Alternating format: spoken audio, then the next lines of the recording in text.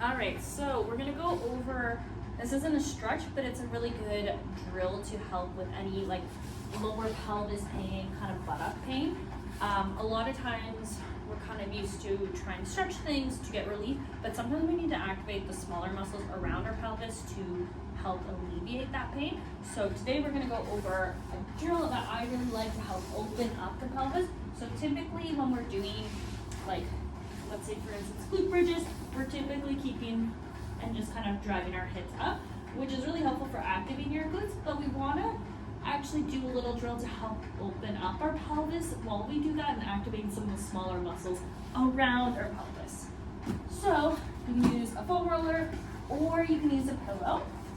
This drill is really good, honestly, like I said, for pelvis pain, but also pregnancy is a big part where you start to get a lot of laxity because of relaxing in your system, and there ends up being a bit more movement than you necessarily want around your ligaments. Great for delivery, but not so great for day-to-day. So it's a really good drill to activate some of those smaller muscles. So typically with a glute bridge, you'd squeeze here and come up.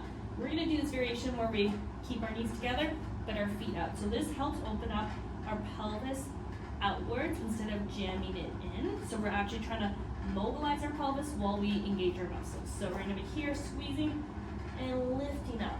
So if you feel this in your low back, you're probably a little too arched in your low back. So kind of tuck the bum, flatten the spine against the mat or floor, whatever you're on, and then slowly lift up.